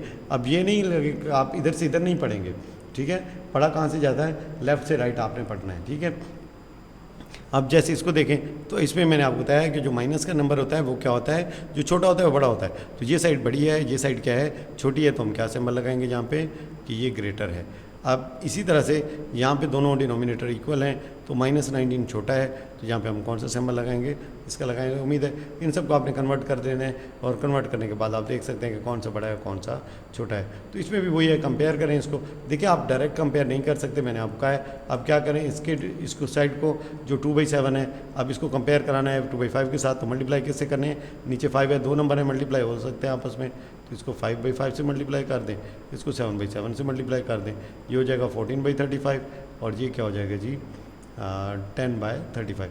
तो कौन सा नंबर बड़ा है, ये नंबर इस नंबर के मुकाबले में क्या है, छोटा है। तो बीच में अब साइन क्या आ जाएगा, किसका, स्मॉलर का आ जाएगा, जो एल की तरह है, ठीक है। इसी तरह से बाकी सबको भी, जहाँ पे 2 पढ़े हैं तो उसमें तो सिंपल यही करना है आपने कि अगर डिनोमिनेटर इक्वल नहीं है तो इसको उससे मल्टीप्लाई करा दें और उसको उससे मल्टीप्लाई करा दें। Arrange the following number in ascending order, ये मैं आपको पहले एक सवाल करके बता चुका हूँ कि सबसे पहले क्या करें, इससे नीचे वाले का एलसीएम ले लें, और एलसीएम लेने के बाद आप उसको देख लेंगे कौन सा बड़ा है कौन सा छोटा है। और जिसके नीचे नेगेटिव का साइन बड़ा है तो इसको चुप करके उठा के ऊपर वाले के साथ लगा दें। इसमें कोई फ़र्क नहीं पड़ता कि साइन नीचे है या ऊपर है। अगर ऊपर और नीचे दोनों नेगेटिव साइन हो तो उनको आपस में कैंसिल किया जाएगा। जैसे फ़र्ज़ करें हमारे पास कोई नंबर क्या है, -2/-7 है, तो ये दोनों आपस में क्या हो जाएंगे, कट जाएंगे, नंबर क्या बचेगा, 2/7 बच जाएगा। लेकिन अगर क्या है 2/-7 लिखा हुआ है तो आपने सिंपल क्या करना है, इस नंबर को ऐसे लिख लेना है -2/7, नेगेटिव का साइन जो है आपने उठा के ऊपर न्यूमरेटर के साथ लगा देना है। ये सारे उसी तरह के जो हम पहले बात कर चुके हैं। नेक्स्ट है addition of the rational numbers. जो एडिशन है या सब्ट्रैक्शन है रेशनल नंबर की, तो उसके लिए सबसे जो बुनियादी तरीक़ाकार ये है, सबसे पहले देखा जाता है क्या डिनोमिनेटर एक जैसे हैं या नहीं है। अगर तो डिनोमिनेटर हों सेम तो सिंपल क्या करें, जमा करना है तो जमा कर दें आपस में, माइनस करना है तो माइनस कर दें, लेकिन इसकी सेहत पे कोई फ़र्क नहीं पड़ेगा। ये नंबर क्या रहेगा, सेम ही रहेगा सबके लिए, एक ही के ऊपर सबको लिख दें। जो प्लस साइन है तो प्लस डाल दें, माइनस हो तो माइनस कर दें, प्लस माइनस करके जवाब इसका लिख दें। लेकिन अगर ये इक्वल नहीं है, अगर ये इक्वल नहीं है तो फिर क्या लेना पड़ेगा आपको, इसका एलसीएम लेना पड़ेगा। क्या लेना पड़ेगा जी, एलसीएम लेना पड़ेगा। जैसे यहाँ पे हमारे पास एक क्वेश्चन मौजूद है, तो यहाँ पे देखें 2, 9 और 9, तो हम इसका एलसीएम ले लेते हैं जी। सबसे पहले कौन सा टेबल जाएगा, 2 वाला, तो 1, 9 और 9। और क्योंकि मुझे यहाँ पे चले मैं इसको प्राइम के साथ ही चला देता हूँ, वैसे डायरेक्ट भी चला सकते थे। अब यहाँ पे क्या हमारे पास आ गया है, 3 3 = 9, 9 2 = 18, तो 18 हमारे पास आ गया इसका बेटा जी एलसीएम, हमने 18 लिख लिया। अब क्या करना है, इस टेबल को लेके जाना है 18 के ऊपर। अब ये कितनी दफ़ा जाएगा जी, 9 टाइम्स जाएगा। ये जितनी दफ़ा जाएगा उस नंबर के ऊपर क्या कर देना है आपने, मल्टीप्लाई कर देना है। तो 9 माने से क्या हो जाएगा 9। नेक्स्ट, अब 9 वाला टेबल किस पे लेके जाना है जी, 18 पे लेके जाना है। कितनी दफ़ा जाएगा, 2 टाइम्स जाएगा। इसको मल्टीप्लाई करा दें ऊपर वाले के साथ, तो क्या हो जाएगा जी 14 हो जाएगा। नेक्स्ट टाइम हमारे पास प्लस है, 9 वाला टेबल वही 2 टाइम्स जाएगा, 2 को ऊपर 1 से मल्टीप्लाई कराएं तो जवाब क्या आ जाएगा 2। अब इसको इकट्ठा कर लें, 14 2 16 और 9 25 डिवाइड बाई 18। तो हमारे पास ये आंसर आ चुका है, लेकिन ये कि यहाँ तक कंप्लीट नहीं होता। अब क्या कर सकते हैं हम, इसको बेसिकली इम्प्रॉपर फ्रैक्शन है, इसको हमने मिक्स फ्रैक्शन में कन्वर्ट कर देना है।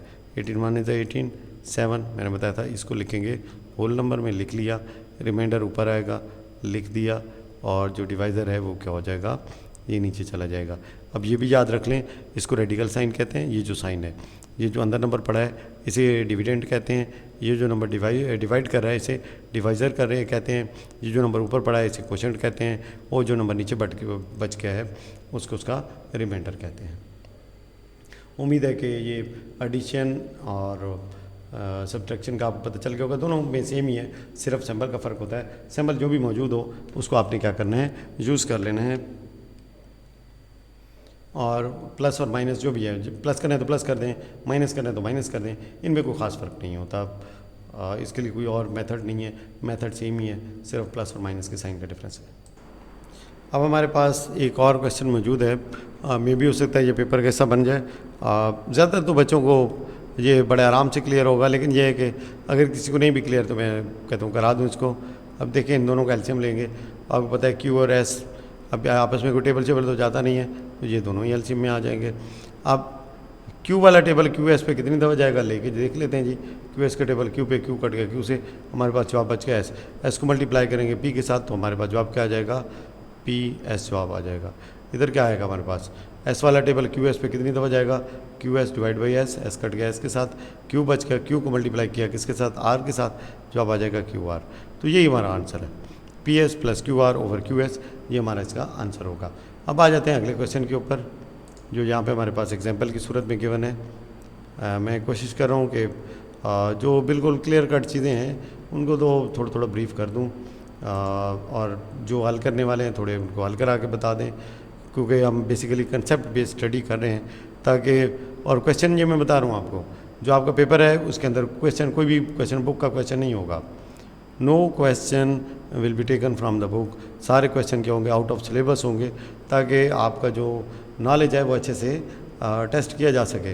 तो इसमें हर बच्चे को चाहिए कि अपनी एक्सरसाइज की अच्छी तरह से स्टडी करें, सारे सवाल हल करने की कोशिश करें जो भी गिवन है, और अगर कोई क्वेश्चन नहीं होता तो सुबह मुझसे पूछ सकते हैं। अब जी क्या है, दानिश परचेज केक, एक केक है, क्या जी, एक केक है। अब उसने उसमें से 3/5 पार्ट ऑफ द केक उसने खा लिया, किसने, दानिश ने। दूसरा क्या जी, उसके फ्रेंड ने 1/5 पार्ट खा लिया है, उसको ईट कर लिया है, और 4/15 वो उसकी सिस्टर ने कंज्यूम कर लिया है। तो अब उसने सवाल पूछा गया है कि उन तीनों ने मिलके कितना खाया है, तीनों ने मिलके कितना खाया है। तो इसको ले लेते हैं जी, एलसीएम ले लेते हैं। तो एलसीएम हमारे पास क्या आ जाएगा, आप इसका एलसीएम लेके देख लीजिएगा। 30 का टेबल सब पे जा रहा है, तो 30 पे सबका टेबल जा रहा है, तो 30 एलसीएम आ जाएगा, आप लेके देखें 30 आ जाएगा, 3 टाइम जाएगा, तो 3 को मल्टीप्लाई करेंगे 3 के साथ, हमारे पास क्या जवाब आ जाएगा 9। और बीच में हम, क्योंकि मिलके कितना खाया तो बीच में प्लस का निशान लगेगा, और 5 वाला टेबल 30 पे 6 टाइम्स, ऊपर 1 से मल्टीप्लाई करें तो 6 आ जाएगा। 15 वाला 30 पे टेबल 2 दफ़ा, 4 से मल्टीप्लाई करें तो आंसर क्या आ गया 8। तो ये हो गया जी हमारे पास 9 6 15, 15 एंड 8 23, और नीचे 30। तो 23/30 of the cake has been eaten all together by these 3 kids. अच्छा, ये वही आपको करके दिखा दिया गया है कि कैसे इसको सॉल्व करना है।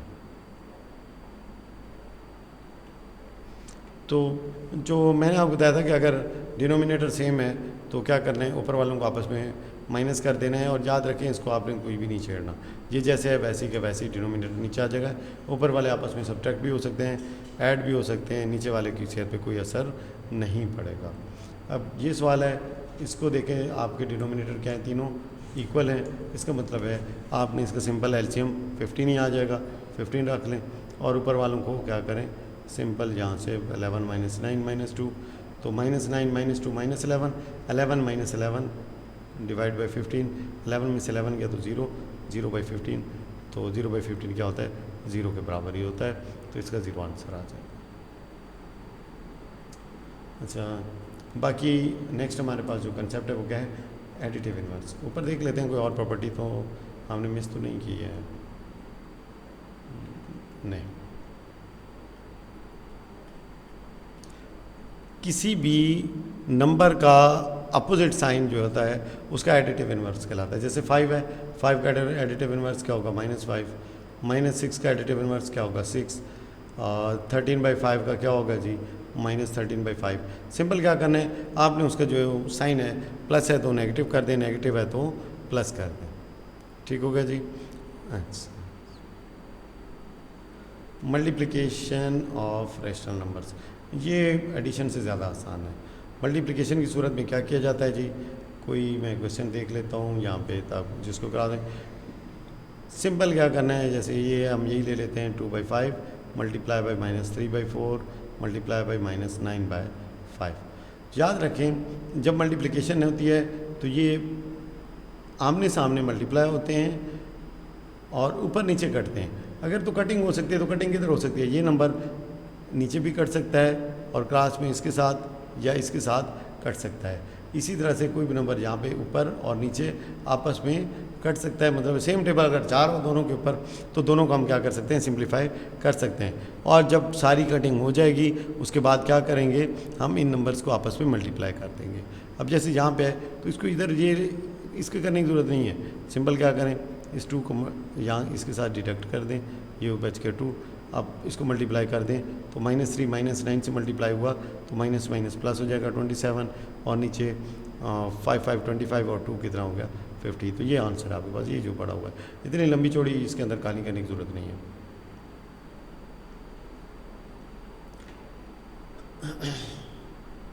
अब नेक्स्ट एक क्वेश्चन और भी कर लेते हैं।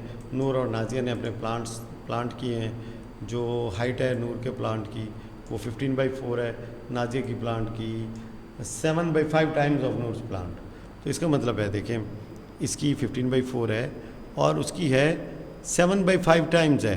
टाइम्स का मतलब होता है मल्टीप्लाई, टाइम्स का क्या मतलब होता है, मल्टीप्लाई। तो इसको हम यहाँ पे हल कर सकते हैं बड़े आराम से, 21/4 21/4 सेंटीमीटर हो गई। अब इसको आप कन्वर्ट कर दें तो ये हो जाएगा 5 होल 1 रिमाइंडर एंड बाय 4। तो 5 होल 1/4 सेंटीमीटर में गिवन है जैस।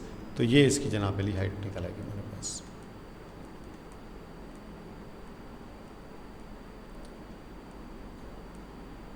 डिवीजन है तो डिवीजन की सूरत में कैसे हल करते हैं। डिवीजन और मल्टीप्लिकेशन बेसिकली एक ही चीज़ है, मैं करके आपको बता देता हूँ। एक चीज़ याद रखिएगा, जो नेगेटिव का साइन है वो नीचे नहीं जाएगा, अगर नीचे है तो उसको ऊपर रख लें, ठीक है, फ़र्क नहीं पड़ता उससे। लेकिन यह है कि आसानी के लिए नेगेटिव के नंबर को बिल्कुल भी नीचे नहीं रखना। अब इसको हम पहले तो कन्वर्ट करेंगे तो ये हो जाएगा -22/5 और डिवाइड बाय -6/5। याद रखें जब डिवीज़न है इसको उल्टाते हैं तो क्या हो जाता है जी, मल्टीप्लाई हो जाता है। और जब मल्टीप्लाई होता है तो ये भी क्या हो जाएगा, उलट जाएगा। लेकिन बताया कि नेगेटिव का साइन नीचे नहीं लेके जाना, उसकी ज़रूरत नहीं है, वो ऐसे फिर आपको तंग करेगा। ये 5 के साथ कट गया, ऊपर क्या आ गया हमारे पास -1 और अभी मज़ीद भी कट सकता है तो ये 3 और ये हो जाएगा 11। तो माइनस माइनस प्लस ये हो जाएगा 11/3। अब 11/3 को आप कन्वर्ट कर लें तो ये हो जाएगा 3 3 = 9, 3 होल नंबर 2 रिमाइंडर और ये आपके पास आंसर है, यही आपके पास लगा हुआ है। इतना आसान सा है, इसके अंदर कोई नहीं। How many pieces of 15/7 meter ribbon can be cut from the ribbon which is 150/7 meters long? Basically उसने कहा है कि 150/7 एक आपके पास टुकड़ा है और उससे आपने टुकड़े बनाने हैं छोटे वाले कितने, 15/7 ईच। इसका मतलब है डिवाइड करना है। क्या करना है, डिवाइड। ये अगर हम इसके ऊपर समझने की कोशिश करें तो ये ऐसे ही है कि हमारे पास एक इसको होल नंबर में ले लेते हैं अंडरस्टैंडिंग के लिए, कि हमारे पास एक कपड़ा है, क्लॉथ है जिसकी लेंथ कितनी है, 10 मीटर है। अब 2 मीटर ईच के कितने पीस बनेंगे, तो क्या करेंगे हम, डिवाइड करेंगे ना। तो इस सूरत में भी तो यही वो कह रहा है कि 150/7 मीटर लॉन्ग है, तो 15/7 मीटर का ईच पीस है, तो कितने पीसेस बन जाएंगे, तो क्या करेंगे हम, डिवाइड करेंगे। और फिर फ्रैक्शन में डिवाइड कॉल करने के लिए क्या तरीका इख्तियार किया जाता है जी, उसके बाद उसको मल्टीप्लाई करके उल्टा दिया जाता है। तो ये क्या हो जाएगा जी, ये हो जाएगा 150/7 × 7/15, 7 कट गया, 7 के साथ 15 कट गया, इसके साथ तो कितने जी, इसका मतलब है कि ये 10 पीसेज हमारे पास आ जाएंगे अगर हम इसको इतनी कटिंग करेंगे, 4 पीस इतने साइज़ का हो। एक चीज़ याद रखिएगा, जब भी क्वेश्चन में कहीं पे ऑफ गिवन हो, क्या चीज़ है जी, ऑफ गिवन है, इसका मतलब होता है मल्टीप्लाई। मैथमेटिक्स की लैंग्वेज में ऑफ का मतलब मीनिंग हमेशा क्या होता है, मल्टीप्लाई ही रहता है। ऐड करना है, पहले बता चुका हूँ, सब लोग प्रैक्टिस करें इसके ऊपर। एडिशन करनी है, सेम वही सवाल है। सब्ट्रैक्ट करना है, सब्ट्रैक्शन है, ये एडिशन है, मल्टीप्लिकेशन है, ये अभी मतलब सारा आपको ब्रीफ कर दिया है। इसके ऊपर डिवीज़न है, डिवीज़न का आपको बता दिया। आपने क्या करना है, सबसे पहले उसको उल्टा देना है और उल्टाने के बाद क्या करना है, उसको आपस में कटिंग करके रिड्यूस कर देना है। नेक्स्ट हमारे पास क्या है, इसके ऊपर मैं वैसे ब्रीफ कर देता हूँ। The product of 2 rational numbers means के 2 नंबर हैं, उनको आपस में मल्टीप्लाई किया गया है, तो आंसर हमारे पास ये आया है। अगर एक ये हो तो दूसरा क्या होगा, देखें ये जो -1/10 है, ये क्या है, ये उसकी प्रोडक्ट है, मतलब 2 नंबर को आपस में मल्टीप्लाई किया गया है। अगर एक मौजूद है तो फिर दूसरा कैसे मालूम करेंगे, डिवाइड कर देंगे। -1/10 के साथ इसको क्या करेंगे जी, डिवाइड कर देंगे, किसके साथ, -3/5 के साथ। अब देखें आसान हो गया कि ये 2 नंबरों की प्रोडक्ट थी, उनमें से एक नंबर जो है तो दूसरा मालूम करना है, तो हम कैसे मालूम करते हैं, हम उसको उसके साथ डिवाइड कर देते हैं। इसको आप इजी एग्जांपल के साथ आप समझ सकते हैं कि 2 नंबर्स हैं, उनकी प्रोडक्ट 10 है। उनकी क्या प्रोडक्ट क्या है, 10 है, उनमें से एक 2 है, उनमें से एक 2 है, तो दूसरा क्या होगा, तो बिल्कुल इसी तरह का सवाल बन गया। तो क्या करेंगे हम, 10 के साथ उसको डिवाइड कर देंगे। जैसे बता देता हूँ जी कि हमारे पास 2 नंबर थे, उनका रिजल्ट कितना आ रहा है जी, हमने बताया कि प्रोडक्ट 10 आ रही है, और एक नंबर कितना है, 2 है, तो दूसरा कितना होगा, तो क्या करेंगे, 10 को डिवाइड करेंगे ना 2 के साथ, आंसर 5 आ जाएगा। तो इस सूरत में भी यही किया जा रहा है। By what rational number should we multiply to get this, ठीक है, इसको किस नंबर से मल्टीप्लाई करेंगे ये आ जाए, इसका मतलब ये वही प्रोडक्ट है, ये क्या है, वही प्रोडक्ट है, और ये क्या है, उसका वो सिंगल पार्ट है। नेक्स्ट हमारे पास क्या है, हमने कहा एडिटिव इनवर्स मालूम करनी है। सिंपल क्या करना है, इनका साइन चेंज करना है, इनका साइन क्या करना है, चेंज करना है। इसको पहले आप हल कर लें, ये प्लस हो जाएगा माइनस माइनस, उसके बाद दोबारा इसको नेगेटिव कर दीजिएगा, ये इसका सबका सिंबल चेंज करना है। उसके बाद ये है इसने ये टोटल परचेज किया, इतना इसने कंज्यूम कर लिया, तो ये क्या है, सब्ट्रैक्शन का क्वेश्चन है, ये आप पहले कर चुके हैं। अब ये क्या है, ये टोटल राइस है, और ये आपने पैकेट बनाने हैं, तो क्या करेंगे, डिवाइड कर देंगे।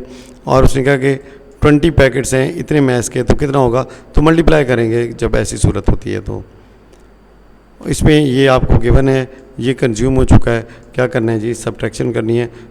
अब नेक्स्ट हमारे पास क्या आ जाता है जी, प्रॉपर्टीज़ आ जाती हैं।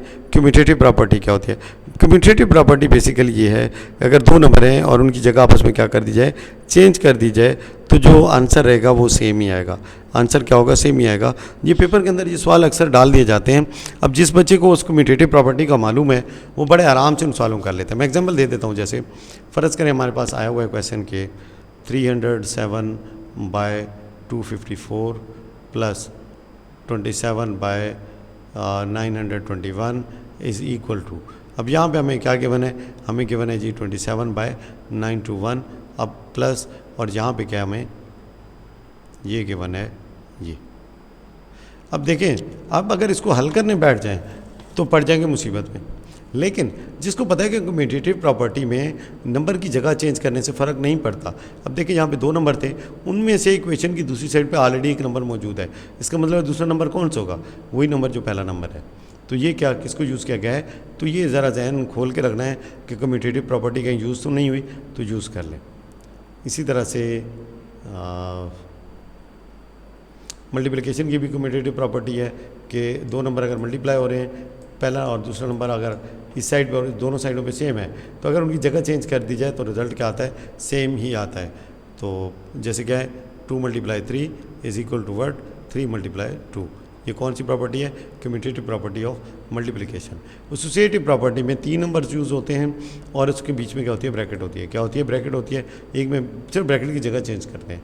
ये भी उसी तरह के क्वेश्चन है। लेट्स से कि अगर मैं इसको यहाँ पे आपके लिए कुछ इसको दिखा सकूँ, अगर मैं ऐसे गिवन हूँ, अब मैं इसको यहाँ पे ऑफ कर रहा हूँ और आपकी नज़र तेज़ होगी तो अभी भी नज़र आ रहा होगा। कोई नहीं, हम इसको अच्छे से मिटा देते हैं, नज़र नहीं आए जी। अब देखें, अब यहाँ पे हम क्या लगा देते हैं, हम यहाँ पे लगा देते हैं कि जी लिखने के लिए अभी हमें कुछ और चाहिए, लगा लिया जी, ये ले। अब ये सवाल आपने देखे वैसे हल नहीं करना है, सिर्फ क्या करनी है, एसोसिएटिव की प्रॉपर्टी लगानी है कि अगर ब्रैकेट्स की जगह चेंज हो रही हो और नंबर सेम ही हो तो वो उससे फ़र्क नहीं पड़ता। इसे कहते हैं एसोसिएटिव प्रॉपर्टी ऑफ एडिशन। और ये मल्टीप्लिकेशन में भी ऐसे ही यूज़ होता है, मल्टीप्लाई भी उसी सूरत में कर सकते हैं। तो अब यहाँ पे देखें क्या नंबर में से 3/4 मौजूद है, 5/2 मौजूद है, तो 1/2 नहीं है, तो यहाँ पे क्वेश्चन मार्क की जगह क्या आप सीधा लिख देंगे, 1/2 को सिलेक्ट कर लेंगे, वो आपका क्या होगा, राइट आंसर होगा। ये पेपर के अंदर सवाल अक्सर इस तरह के दिए जाते हैं जिसमें कि बच्चों को एसोसिएटिव जो प्रॉपर्टी है उसको देखना होता है कि वो क्या यूज़ हुई है या नहीं यूज़ हुई। अब ये वो सेम एसोसिएटिव प्रॉपर्टी है, इसमें सिर्फ क्या है, मल्टीप्लाई किया गया है। डिस्ट्रीब्यूटिव प्रॉपर्टी, अब डिस्ट्रीब्यूटिव प्रॉपर्टी ये काफ़ी इंपॉर्टेंट है, पेपर में अक्सर सवाल आता है। अब देखिए यहाँ पे बाहर मल्टीप्लाई हो रहा है, अब यहाँ पे अंदर मल्टीप्लाई होगा, इधर अंदर प्लस हो रहा था, यहाँ पे क्या करना है, बाहर प्लस कर देना है। अब यहाँ पे बेसिकली क्या है कि प्लस करके हमने मल्टीप्लाई करना है, यहाँ पे मल्टीप्लाई करके क्या कर देना है, प्लस कर देना है। इसे क्या कहते हैं, डिस्ट्रीब्यूटिव प्रॉपर्टी। तो इसमें भी यही देखा जाता है कि इस साइड के ऊपर जब हो सकता है यहाँ पे वो क्वेश्चन डाल दें, तो अब आपने ये देखना है कि क्या डिस्ट्रीब्यूटिव प्रॉपर्टी तो यूज़ नहीं हो रही, तो जो ही डिस्ट्रीब्यूटिव प्रॉपर्टी आप देखेंगे आपको पता चल जाएगा, हाँ जी ये दोनों इकट्ठे आ गए। अब इन दोनों ने इकट्ठे आना है, बीच में मल्टीप्लाई है, तो ये वाला मिस है, तो हम यहाँ पे क्या लिख देंगे, 4/5 लिख देंगे और हमारा सवाल क्या हो जाएगा, हल हो जाएगा। Verify the following commutative properties. अब ये दोनों साइडें बेसिकली क्या करनी है, हल करनी है, और हल करने के बाद बताना है कि क्या ये बराबर हैं कि नहीं है। आपको पेपर में इस तरह का सवाल तो नहीं आएगा क्योंकि आपका MCQs बेस्ड होता है। सिर्फ ये होगा कि एक हो सकता है कि मिस कर दें और फिर आपको बताना होगा कि यहाँ पे कौन सी चीज़ लगती है, तो वो आपने प्रॉपर्टी देख के उसका जवाब दे देना है। आज बस अभी इधर तक ही होगा। मैंने कोशिश तो की है कि जितना भी ब्रीफ कर सकता हूँ कर सकूँ, लेकिन कैपेसिटी अब मेरी तो आज के हिसाब से काफ़ी ख़त्म हो गई है। मज़ीद पढ़ाने की कोशिश करूँगा कि कल इसको जो है वो मॉर्निंग टाइम में जब बच्चे हैं तो उनके साथ जो फ़ेस टू फेस सेशन है उसमें पहले उनको ब्रीफ़ किया जा सके इसके बारे में, जो उनके कोई क्वेश्चन है उनको लिया जा सके, उसके ऊपर बात की जा सके, ताकि जब मैं उनको पेपर उनके हैंड ओवर करूँ तो वो इस पोजीशन में हो कि अच्छे मार्क्स ले सकें। Paper just for the sake of paper नहीं हो रहे। ये जो हम यहाँ पे लेते हैं पेपर, उनका मकसद ये होता है कि बच्चे का जो कंसेप्ट है उसको चेक किया जा सके कि किस पॉइंट के ऊपर वीकनेस मौजूद है। जब हम उस वीकनेस को दूर कर देते हैं तो फिर उम्मीद ये रखी जाती है कि अब इसको जहाँ जिधर मर्जी मौका मिले तो ये गलती नहीं करेगा। ठीक है जी, इस वीडियो को एंड करते हैं यहाँ पे, आज यहीं तक ही होगा। थैंक यू वेरी मच जी, अल्लाह।